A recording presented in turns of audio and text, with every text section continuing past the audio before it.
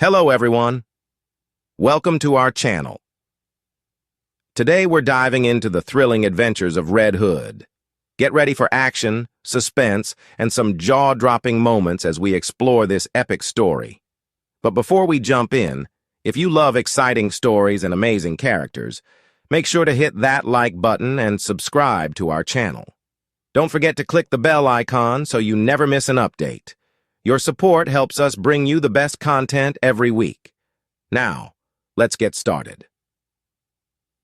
Red Hood and the Outlaws. Volume 1. In the high-security Karachi prison, tension hung heavy in the air. Roy Harper, known to the world as Arsenal, sat silently in his cold, dimly lit cell. He had been imprisoned for alleged war crimes in the Middle East. Suddenly, the metallic clank of the cell door unlocking broke the silence. Two stern prison guards entered, their expressions unreadable. "What's the matter? Why did you bring me?" Roy demanded, his voice edged with frustration. "A priest has come to visit you," one guard responded, surprising Roy.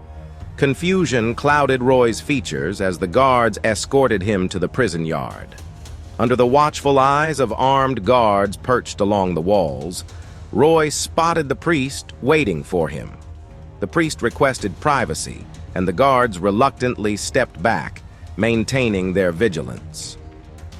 "Listen, Father, I don't know why you're here, but I have nothing to confess," Roy said, skepticism evident in his tone.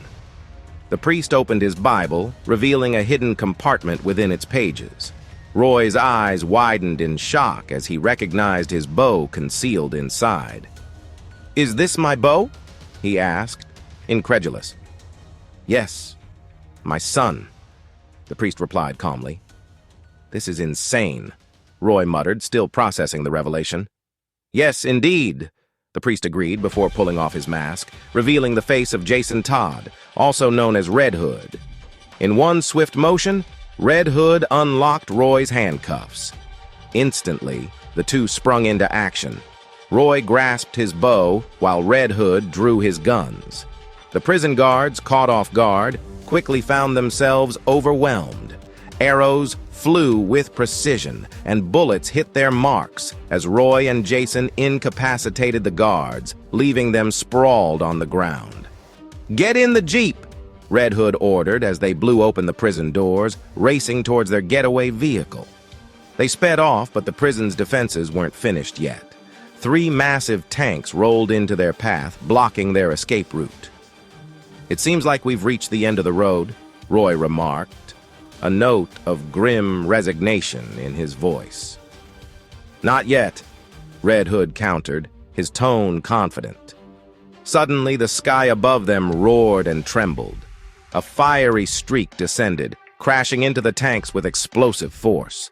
When the dust settled, the tanks lay in ruins, and descending from the smoke and flames was Starfire, the fierce and powerful princess from Tamaran. "Is she with you?" Roy asked, astonished to see his former Teen Titans teammate. "Yes, she is," Red Hood confirmed, a hint of a smile on his lips. Starfire flew alongside the speeding Jeep. "Is there anything else I can do, Jason?" she inquired, her voice carrying a serene strength.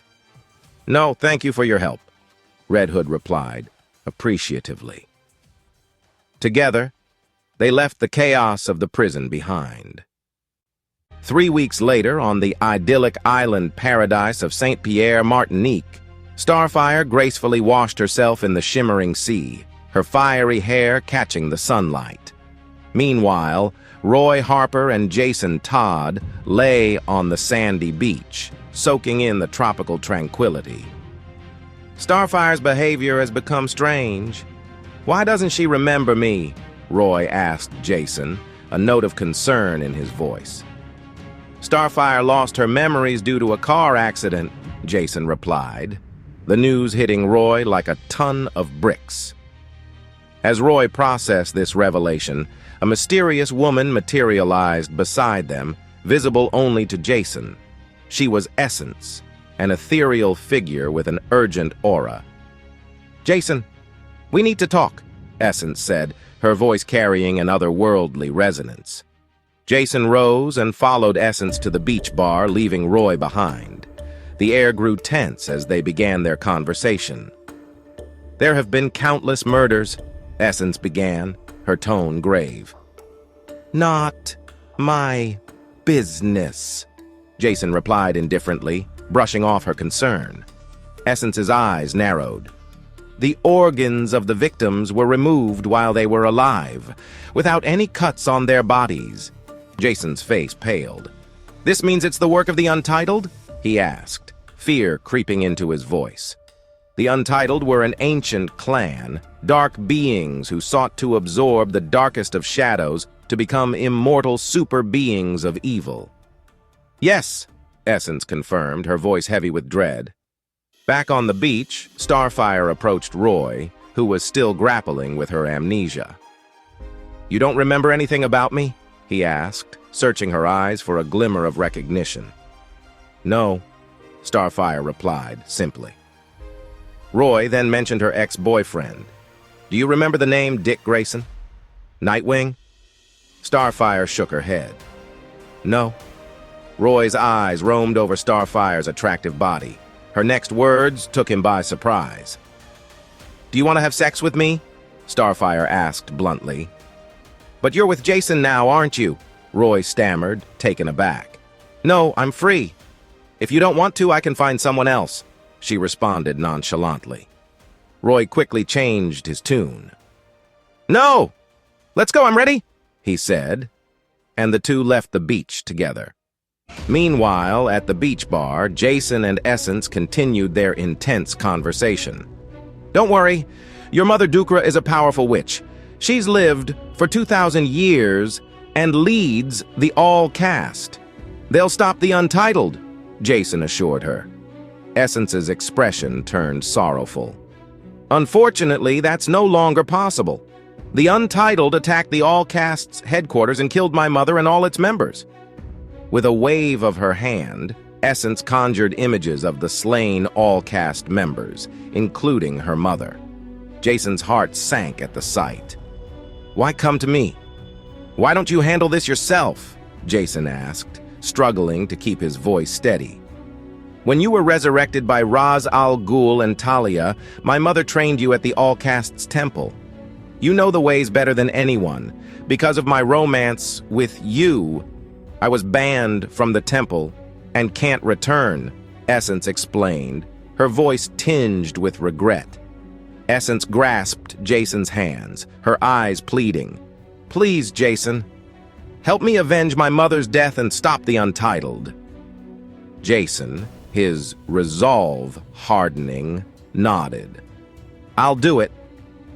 The next morning, in their beach hut, as Starfire and Roy Harper slept beside each other, Jason quietly gathered his belongings. He left without a word, determined to face the coming darkness. 12 hours later, at the well of the All-Caste, nestled in the highest peaks of the Himalayas, Red Hood entered the temple. The scene was gruesome. The temple was awash with blood, and the bodies of the All-Caste members lay lifeless. Jason stood beside Dukra's body, remorse evident in his eyes. "I'm sorry this happened. I'm sorry I let this happen," he whispered. Suddenly, he sensed he was not alone. Spinning around with his guns drawn, Jason found himself surrounded by the Untitled. "Finally, someone to shoot," Red Hood growled, a fierce determination in his eyes. And thus, the episode ended, leaving the story to continue in the next thrilling installment. Thanks for joining us on this thrilling journey. We hope you enjoyed the action and suspense as much as we did. If you loved this video, don't forget to hit that like button and subscribe to our channel for more exciting content. And make sure to click the bell icon, so you're always the first to know when we upload new videos.